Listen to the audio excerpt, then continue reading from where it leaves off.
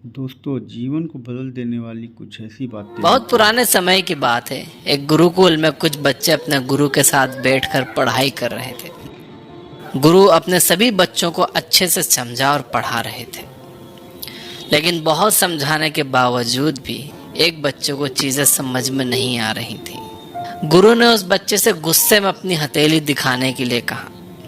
बच्चे का हाथ देखकर गुरु ने उस बच्चे को पढ़ाई छोड़कर घर जाने के लिए कहा, क्योंकि उस बच्चे के हाथ में पढ़ाई की रेखा नहीं थी। तभी उस बच्चे ने एक छोटा चाकू निकालकर अपने हाथ पर गहरा निशान बना दिया और कहा कि अब तो मेरे हाथ पर पढ़ाई की रेखा है गुरुजी, तो क्या मैं अब पढ़ सकता हूँ?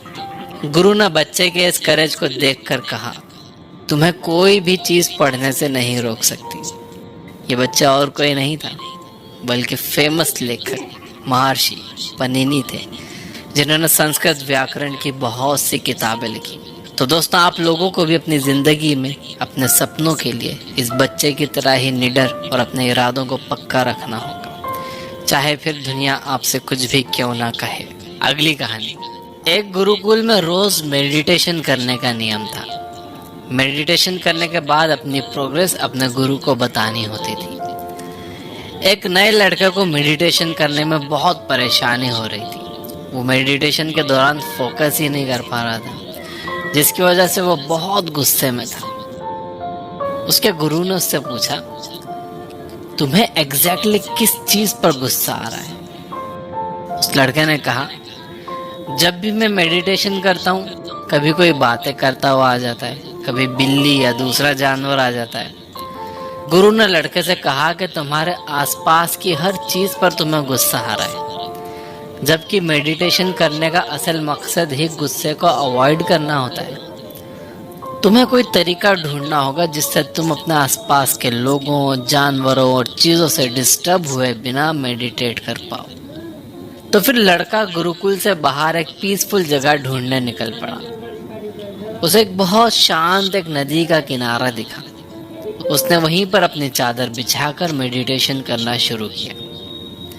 जैसे ही उसने आंख बंद की तो उसे हवा चलने की आवाज आई, तो वो उस पर गुस्सा हो गया। फिर पेड़ के पत्तों की आवाज आई तो उसे उस पर गुस्सा आ गया। कभी पक्षियों की आवाज आई तो उसे उस पर गुस्सा आने लगा। उसने सोचा कि नदी के किनारे पर बहुत डिस्टरबेंस है, क्यों ना नदी के बीचों बीच जाकर मेडिटेट किया जाए। वो एक नाव में बैठकर नदी के बीचों बीच गया और वहां मेडिटेशन करना उसने शुरू किया। नदी में मेडिटेशन करते वक्त उस लड़के को अच्छा महसूस हो रहा था। फिर वो रोज नाव में बैठकर नदी के बीच में जाकर मेडिटेशन करने लगा। अब वो खुश था कि उसे कोई डिस्टर्ब नहीं कर रहा है और वो मेडिटेट कर पा रहा है। एक दिन नदी में मेडिटेशन करते वक्त उसे पानी के छपछपाने की आवाज आई। उसने आंखें खोली तो देखा कि एक बड़ी सी नाव उसकी तरफ आ रही थी। वो बहुत गुस्सा हो गया। वो गुस्से में चिल्लाने लगा, अपनी नाव को यहाँ मत लाओ, उसे मोड़ लो। लेकिन उस नाव ने इस लड़के की नाव को टक्कर मार दी। लड़का बहुत गुस्से में था, लेकिन जब उसने उस बड़ी नाव में देखा तो उसमें कोई भी नहीं था। वो नाव तेज हवा और पानी के बहाव से वहां आ गई थी।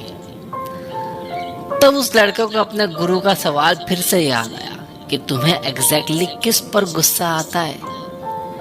लड़का समझ गया कि असल में गुस्सा उसे दूसरे लोगों की वजह से या सिचुएशन की वजह से नहीं आ रहा, बल्कि खुद अपने रिएक्शन पर आ रहा था। इसके बाद से लड़के ने फिर से गुरुकुल के अंदर मेडिटेशन करना शुरू कर दिया, जहां पर पहले ही की तरह डिस्टरबेंस था, लेकिन अब उसने उस शोर को एक खाली नाव की तरह समझना शुरू कर दिया था। इस कहानी से हमें यह सीख मिलती है कि बिना आपकी मर्जी के कोई भी चीज आपको गुस्सा नहीं दिला सकती। किसी चीज पर अगर आपको गुस्सा आता है तो आप उसे एक खाली नाव की तरह ही समझो। अगली कहानी। एक बार एक आदमी ने एक कैंप में बहुत सारे हाथियों को एक छोटी सी रस्सी से बंधा हुआ देखा। रस्सी बहुत कमजोर थी, फिर भी हाथी उसे तोड़कर भागने की कोशिश नहीं कर रहे थे। कैंप के मास्टर ने उस आदमी को बताया कि उन्होंने बचपन से हाथियों को ऐसी ही छोटी रस्सी से बांध रखा है। बचपन में हाथियों के लिए यह रस्सी तोड़ना मुश्किल था, बड़े होते होते हाथियों ने यह कबूल कर लिया कि वो ये रस्सी कभी भी नहीं तोड़ पाएंगे, इसलिए हाथियों ने यह रस्सी तोड़ने की कोशिश करना भी बंद कर दिया।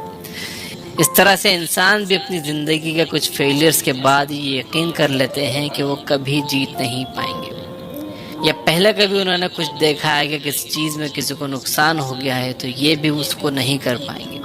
आपको ये बात हमेशा याद रखना चाहिए कि अगर कोई पत्थर हथौड़ों के 100वें वार से टूटता है तो इसका मतलब ये बिल्कुल नहीं हुआ कि पहला वार बेकार था।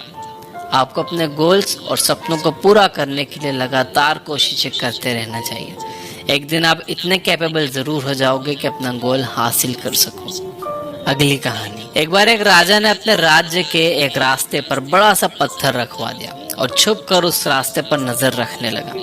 राजा देखना चाहते थे कि कौन उस पत्थर को हटाएगा। उस रास्ते से बहुत से लोग निकले, लेकिन किसी ने पत्थर नहीं हटाया, बल्कि कुछ लोगों ने रास्ता साफ ना होने की वजह से राजा को ही दोष दिया। तभी वहां एक आदमी सब्जियों का तांगा लेकर उस रास्ते पर आया। उस आदमी ने बहुत मेहनत करके उस पत्थर को हटाया। पत्थर के नीचे एक लिफाफे में सोने के सिक्के और एक कागज रखा हुआ था, जिस पर लिखा था कि ये इनाम पत्थर हटाने वाले के लिए है। इस कहानी से हमें ये सीख मिलती है कि हमारे रास्ते में आने वाली रुकावट हमें और बेहतर करने और बेहतर बनने की अपॉर्चुनिटी भी देती है। ये हमारे ऊपर डिपेंड करता है कि हम कैसे उस अपॉर्चुनिटी का फ़ायदा उठा सकते हैं।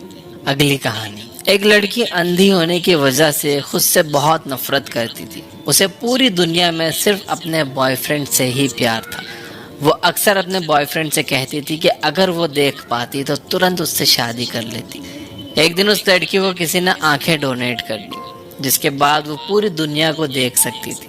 फिर उसके बॉयफ्रेंड ने उससे पूछा कि अब तुम सब कुछ देख सकती हो तो क्या अब मुझसे शादी करोगी? लड़की अपने बॉयफ्रेंड को देखकर हैरान हो गई, क्योंकि उसका बॉयफ्रेंड भी अंधा था। लड़की ने उससे शादी करने से इनकार कर दिया, जिसके बाद लड़के ने दुखी मन के साथ उससे कहा, मेरी आंखों का ध्यान रखना, और वो वहां से चला गया। दोस्तों, जैसे जैसे इंसान के हालात बदलते हैं वैसे वैसे उनकी सोच भी बदल जाती है। जिन लोगों ने बुरे वक्त में उनका साथ दिया होता है, कई लोग उन्हें भूल जाते हैं, बल्कि कभी कभी तो अपनी ज़िंदगी दूसरों के नाम करने पर भी कोई अप्रिसिएशन नहीं मिलता है। तो जो लोग आपका हमेशा साथ देते हैं उनकी कदर करना सीखो, उन्हें अप्रिशिएट करो। हर किसी को केयर करने वाले लोग नहीं मिलते। आपके हालात जितने अच्छे और जितने बेहतर होते चले जाते हैं, आपको उतना ही ज़्यादा दयालु बनना चाहिए। अगली कहानी। एक बार एक लड़की अपने फादर से कहती है कि मैं ज़िंदगी के स्ट्रगल से परेशान हो चुकी हूँ। एक परेशानी ख़त्म होती नहीं है कि दूसरी लाइन में पहले ही खड़ी होती है। फादर अपनी बेटी की बातें सुनकर उसे अपने साथ किचन में ले जाते हैं और बैठकर देखने के लिए कहते हैं। वो 3 बर्तनों में पानी उबालते हैं और एक बर्तन में आलू, दूसरे में अंडा और तीसरे में कॉफ़ी बीन्स डाल देते हैं। 20 मिनट के बाद अंडा आलू प्लेट में और कॉफ़ी को कप में निकालते हैं और अपनी बेटी को समझाते हैं कि ये आलू हार्ड से सॉफ्ट हो गया, अंडा नाजुक से हार्ड बन गया और कॉफ़ी बीन्स ने एक टेस्टी ड्रिंक बना दी। लेकिन ये सब करने के लिए इन तीनों चीज़ों को गर्म पानी के स्ट्रगल को झेलना पड़ा, तब जाकर ये ऐसे बने हैं। इंसान की ज़िंदगी भी ऐसी ही होती है। स्ट्रगल इंसान को बेहतर बनाता है और इम्प्रूव होने का मौका देता है। अब ये आप पर निर्भर करता है कि आप स्ट्रगल को कोसोगे या उससे कुछ सीखोगे। एक इंग्लिश की कहावत है कि there are no free lunches in this world. आपको हर एक गोल के लिए मेहनत करनी ही पड़ेगी। अगली कहानी। एक स्पीकर ने स्पीच के बीच में लोगों को 2000 रुपए का नोट दिखाते हुए पूछा कि ये किस किस को चाहिए। ऑडियंस में बैठे सभी लोगों ने हाथ ऊपर कर दिया। स्पीकर ने नोट को बुरी तरह से मोड़ दिया, फिर पूछा कि अब ये किसको चाहिए। सारे लोगों ने फिर से अपने हाथ ऊपर कर दिया। इस बार स्पीकर ने नोट को बुरी तरह पैरों से रौंद कर पूछा कि अब ये किसको चाहिए। इस बार भी सबने अपने हाथ ऊपर कर लिए थे। दोस्तों, इस कहानी से हमें ये पता चलता है कि पैसों की वैल्यू कभी भी कम नहीं होती, चाहे वो कितना भी गंदा क्यों ना हो जाए। 2000 को नोट जूतों से दबाने के बाद भी 2000 का ही रहा।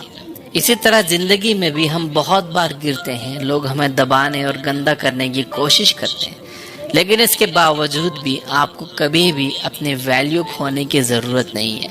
आपकी वैल्यू हमेशा वैसी ही रहती है जैसी आप बनाना चाहते हो।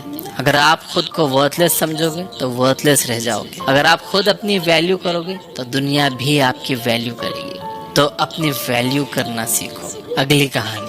एक बार एक आदमी कुकून में से बटरफ्लाई को निकलते हुए देख रहा था। बटरफ्लाई कुकून से निकलने की बहुत कोशिश कर रही थी, लेकिन निकल नहीं पा रही थी। बहुत देर बाद उस आदमी ने कुकून को कैंची से काट दिया ताकि बटरफ्लाई आसानी से बाहर निकल सके। बटरफ्लाई बाहर तो निकल गई थी, लेकिन उसकी बॉडी सूजी हुई थी और पंख भी सिकुड़े हुए थे। आदमी ने बटरफ्लाई की मदद करने के लिए कुकून को काटा था, लेकिन ऐसा करना बटरफ्लाई के लिए नुकसानदायक साबित हुआ। कुकून से निकलने के लिए जितना ज्यादा बटरफ्लाई स्ट्रगल करती, उसकी बॉडी उतनी अच्छी होती और पंख भी उतने ही ज्यादा बड़े होते। ठीक ऐसे ही इंसान की जिंदगी होती है। आप जितना स्ट्रगल करते हो उतना ही ज्यादा कामयाब बनते चले जाते हो। अगर आप ये सोचोगे कि आपको बिना मेहनत के, बिना प्रोसेस के थ्रू जाए सब कुछ मिल जाए, तो आप उस कामयाबी को संभाल नहीं पाओगे।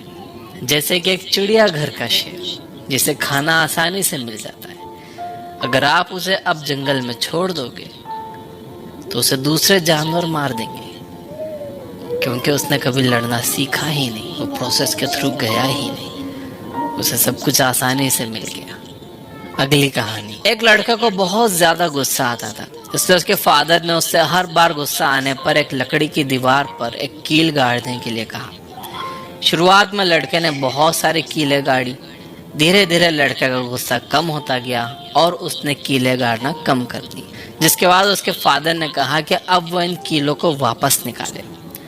उन कीलों को निकालने के बाद उस बच्चे के फादर ने बच्चे को दीवार दिखाते हुए समझाया कि बेटा, गुस्से में कही जाने वाली बातें इन कीलों के छेद की तरह होती हैं, जो लोगों के दिलों पर पड़ जाते हैं, जिन्हें आप कभी भी भर नहीं सकते। इसलिए कभी भी गुस्से को अपने ऊपर हावी मत होने देना। गुस्से में कही गई बातों को आप कभी भी वापस नहीं ले सकते। ये बातें इंसान के दिल पर लग चुकी होती हैं, इसलिए अपने गुस्से को कंट्रोल